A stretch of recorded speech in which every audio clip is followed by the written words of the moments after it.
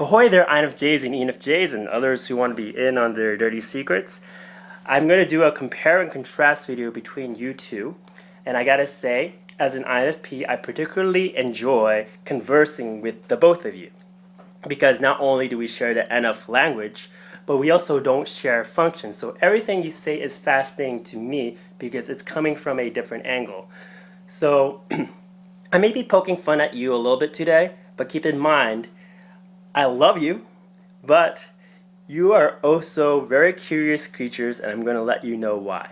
Both INFJs and ENFJs have an aristocratic air about them, but they tend to have different ways of expressing it. So INFJs have extrovert feeling, FE, as their second function. ENFJs have extrovert feeling as their first function. Because of this different order, they express extrovert feeling in different ways. Because ENFJs have it more powerfully, it appears to be all over the place. And for INFJs, as a second function, extrovert feeling appears more wielded. And I'll let you know what I mean by that.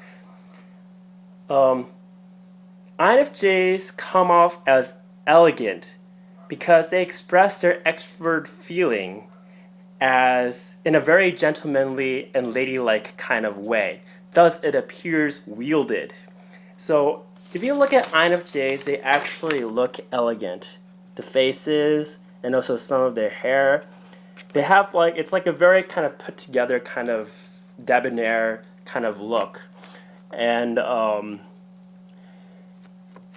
it's also evident in many of the ways they dress. So many INFJs, when they dress, the clothing is carefully selected and it's put together and it's elegant, and that's the way it exudes itself. So on the other hand, if you look at ENFJs, they have their extrovert feeling is powerful. So they don't simply wield their extrovert feeling. It is very powerful, and thus it comes off more as dramatic than elegant. So they have a dramatic look. They really take care of a lot of care in how they look. A lot of them do, though it tends to be more intense extrovert sensing look than the INFJs. Extrovert sensing is about having like an impactful kind of presence, and they have like a stylized, impactful presence because of extrovert feeling and extrovert sensing. If you look at ESTPs, they're dominant extrovert sensors, so they have they look kind of Viking-like, so uncouth, but they also have this roughness to them. So you can see how the hair is rougher here. If you look at the ENFJ, they also have this rougher kind of look in their hair, but it's stylized. So it's not uncommon to see an ENFJ walk around looking like a celebrity because they hold their head up high like this, and it's also the way they dress. Many ENFJs also have a fascination with celebrities. So I once made fun of an ENFJ friend for being a walking tabloid because of his like for celebrities and gossip. INFJ elegance and ENFJ dramatics does lend a classiness in their mannerisms, even if it's not expressed in dress. So I'm not saying this is how ENFJs definitely dress or INFJs definitely dress. There is a strong correlation. But even if it's not apparent in dress, it's apparent in how they carry themselves and their expressions. Because of this, they look like aristocrats. And adding to this aristocratic flavor, they both have a tendency to talk as if what they say comes from a higher source of wisdom. Because they're NFs, but they use NI and FE. So NI is relying on this internal insight, and extrovert feeling is being able to express it in a way that people really want to hear. And they're J types in the Myers-Briggs. So they'll come off as more confident in what they say, in what their insights are, than the NFPs. So you could see this in, if you look at the INFJ, they have this look of knowingness, like these guys, they know all the shit about you, and you can see that in their look. ENFJs also have a knowingness, but they're mainly extrovert feelers. So this is expressed itself in how the ends of the eyes kind of taper like that. And I'm not saying it's physiologically that way, but it's the way they express their eyes. So it makes it appear like they taper at the ends.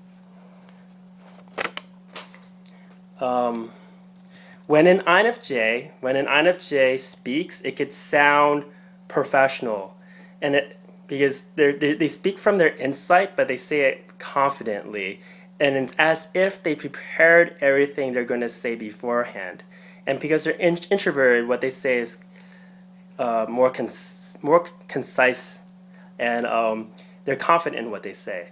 ENFJs are also confident in what they say and insightful, but as one ENFJ friend attested to, they tend to have more fluff in their speech because they're extrovert feeling first, and thus they tend to use bigger, more dramatic words, use words that draw you in, has that kind of almost like a poetic effect or an effect to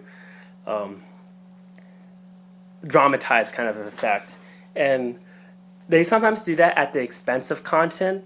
They speak with a lot of content, but they have that extra feeling. They use it because it's important to draw people in. And there's also a truth content. There's also emotional content also has a truth to it too. So ENFJs are feeling dominant types. They are, but even though that's the case, it's actually harder for INFJs than ENFJs to hide how they feel. So even though extrovert feeling is expressive, is also an accommodating function to people. So even though ENFJs are expressive, they tend to have more control over how that expressiveness comes across in order to create the right effect or the right positive influence. If they're a healthy ENFJ, if it's not, then it's, it can be a negative influence. They are also able to suppress negative emotions towards others, or the expression of that towards others. If you want to know how an ENFJ is feeling, you would have to ask them twice. The first time they'll be like, "Yeah, I like the pizza. I very much like the pizza," but then you have to probe a second time. You have to be like, "But how do you really feel about the pizza?" And this time they may be honest. And some ENFJs have mastered the art of looking either positive or neutral. There's a joke where if there's an apocalypse, the ENFJ would know that there's something wrong before other types, except for the INFJ. And but they're gonna assure everyone that everything is going fine, that things are going well, and you don't have to do this with INFJs, because for INFJs, how they feel is written all over their face. INFJs, they make a lot of unintended micro expressions, which come off as more macro compared to other types. So a number of INFJs, they come up to me and they claim that they're expressionless. But that's because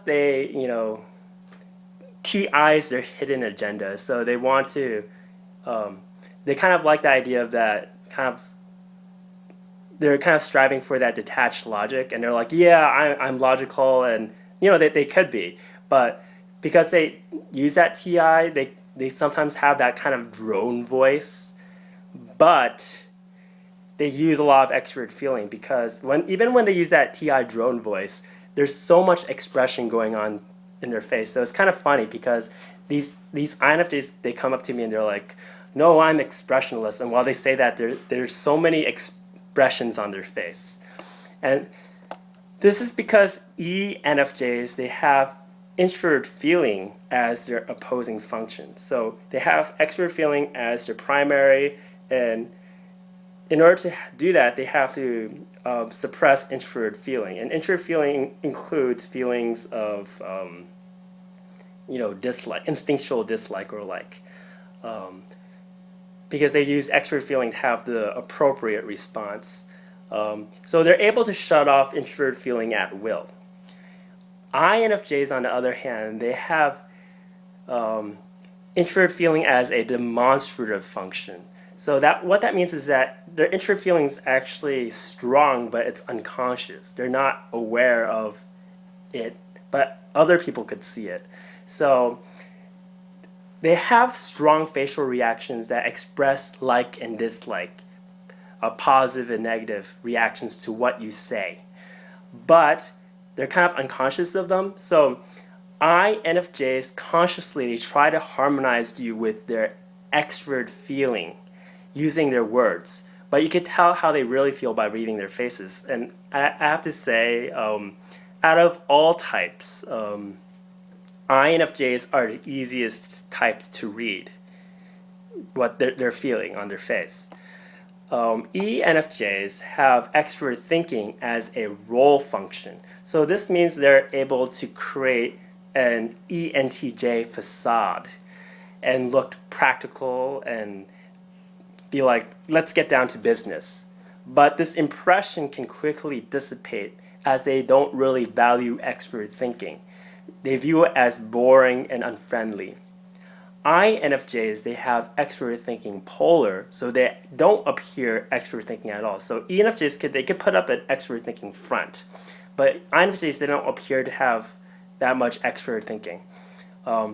And thus, they appear endlessly patient and kind to the point of being rather inefficient. Some even take pride in their impracticality. ENFJs are afraid of people seeing them as weak.